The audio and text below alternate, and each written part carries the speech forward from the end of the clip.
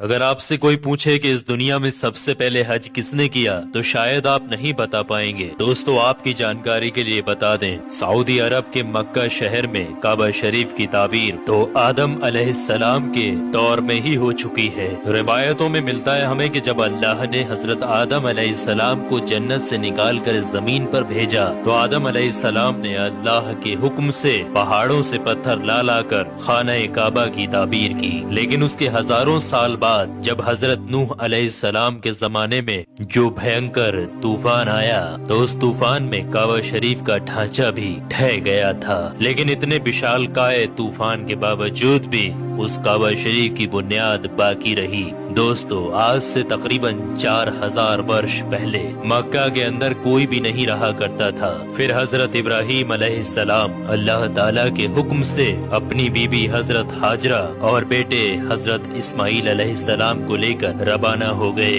और इस मकाम पर पहुँचे जहाँ पर आज मक्का वाक़ है। उस दौर में वहाँ पर न कोई इमारत थी, न पानी और न ही यहाँ पर कोई रहा करता था। दरख्तों के नाम पर सिर्फ बबूल वगैरह की झाड़ियाँ हुआ करती थी। हजरत इब्राहीम अलैहिस्सलाम ने बीवी और बच्चों दोनों को यहाँ बैठा दिया, थोड़ा सा पानी और खजूरों को भी पास में रख दिया और फिर आप अलैहिस्सलाम शाम की तरफ चले गए। हजरत इब्राहीम अलैहिस्सलाम दूसरी बार जब मक्का शरीफ आए तो कयाम ना किया, लेकिन जब तीसरी बार तशरीफ लाए तो हजरत इस्माइल अलैहिस्सलाम से फरमाया कि बेटा, अल्लाह ताला ने मुझे एक हुक्म दिया है। तो हजरत इस्माइल अलैहिस्सलाम ने कहा तो इदात कीजिए। तो हजरत इब्राहीम अलैहिस्सलाम ने कहा कि अल्लाह ताला ने मुझे हुक्म दिया है कि यहाँ पर एक घर बनाओ। घर की तामीर शुरू हो गई। हजरत इस्माइल अलैहिस्सलाम पत्थर लाते जाते और हजरत इब्राहीम अलैहिस्सलाम बनाते जाते थे।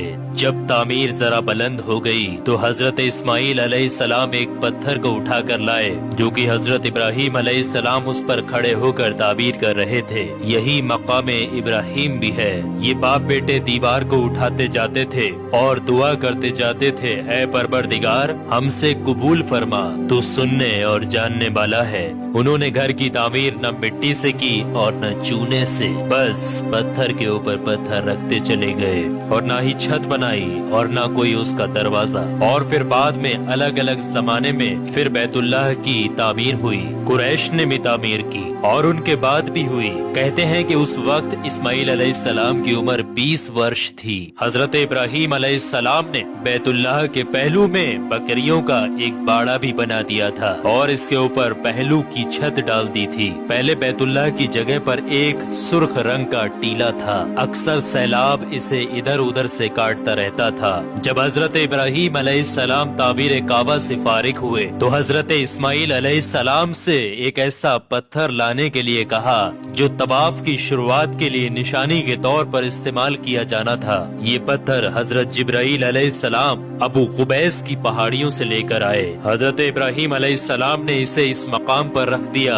जहाँ पर वो अब तक कायम है। रिवायतों में आता है कि ये पत्थर बहुत रोशन था। हजरत जिब्राइल अलैहिस्सलाम ने उन्हें तमाम मकामात भी दिखाए। और दोस्तों, जब हजरत इब्राहीम अलैहिस्सलाम को अल्लाह की तरफ से लोगों को हज करने की दावत देने का हुक्म हुआ तो हजरत इब्राहीम अलैहिस्सलाम ने अल्लाह से ये सवाल किया कि ऐ मेरे खुदा, यहाँ पर कौन लोग हैं जो कि मेरी आवाज को सुनेंगे। अल्लाह ताला ने फरमाया कि ऐ इब्राहीम, आवाज देना तुम्हारा काम है और लोगों तक उस आवाज को पहुंचाना मेरा काम है। दोस्तों, उसके बाद हजरत इब्राहीम अलैहिस्सलाम अबू कुबैस की एक बड़ी सी पहाड़ी के ऊपर चढ़कर एक बड़े से पत्थर के ऊपर खड़े हुए और लोगों में हज करने का ऐलान किया कि ऐ लोगों, अल्लाह ताला ने एक घर बनाया है और तुम पर हज फर्ज किया है, लिहाजा तुम अपने परवरदिगार की आवाज पर लब्बैक कहो। तो अल्लाह ताला ने हजरत इब्राहीम अलैहिस्सलाम की उस आवाज को इतना बुलंद कर दिया कि उस आवाज को दुनिया के हर एक इंसान ने सुना।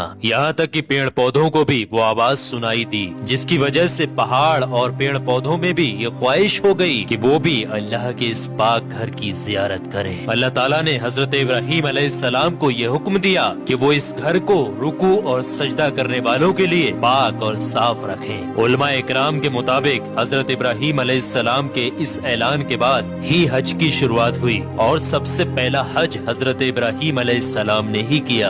روایات کے مطابق رسول اللہ صلی اللہ تعالی علیہ وآلہ وسلم نے فرمایا کہ اللہ کے اس گھر پر اللہ کی رات دن 120 رحمتیں نازل ہوتی ہیں، 60 رحمتیں طواف کرنے والوں کے لیے، 40 نمازیوں کے لیے اور 20 اللہ کے گھر کو دیکھنے والوں کے لیے۔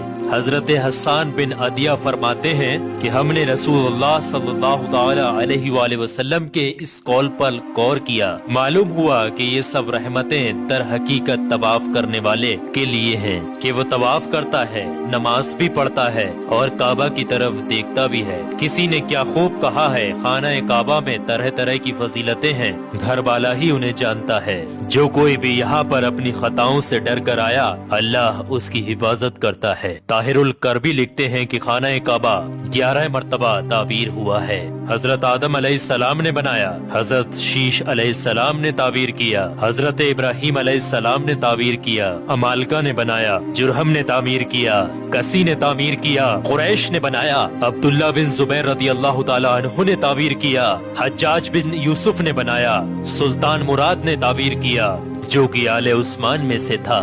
دوستو آپ کو بتا دیں، جو کعبہ شریف کی تعمیر کے لیے حلال مال اکٹھا کیا گیا تھا وہ کافی نہیں تھا، اس لیے 6 ہاتھ ایک بالست جگہ کم کر دی گئی تھی اور ایک چھوٹی سی گول دیوار بنا دی تھی تاکہ لوگ اس کے باہر طواف کریں۔ کعبہ کے اندر انہوں نے 2 صفوں میں 6 ستور رکھے تھے جس کے اوپر چھت تھی، اس سے پہلے کعبہ شریف کے اوپر چھت موجود نہیں تھی۔ دروازہ ایک رکھا تھا، چھت کی بلندی 18 ہاتھ تھی۔ حضرت زبیر رضی اللہ تعالی عنہ نے کعبہ شریف کی چھت کی بلندی 27 ہاتھ رکھی تاکہ عرش کے مناسب ہو جائے۔ ایک دروازہ داخلے کے لیے اور ایک باہر جانے کے لیے بنایا، دونوں دروازے سطح زمین کے برابر تھے۔ دوستو آپ کو بتا دیں، جس دن کعبہ شریف کی تعمیر مکمل ہوئی وہ دن بہت عجیب تھا۔ اس دن بہت سارے غلام آزاد کیے گئے اور بہت سی بکریاں ذبح کی گئیں۔ تو دوستو اب آپ لوگوں کو سمجھ میں آ گیا ہوگا کہ کعبہ شریف کی تعمیر کس کس طریقے سے، کس کس وقت میں کس کس نے کی اور سب سے پہلا حج کس نے ادا کیا۔ تو کعبہ شریف سے جڑے ہوئے کچھ رہسیمئی چیزیں میں نے آپ کے ساتھ شیئر کی ہیں۔ اللہ سے دعا ہے کہ ہم تمام لوگوں کو حج کرنے کی توفیق عطا فرمائے۔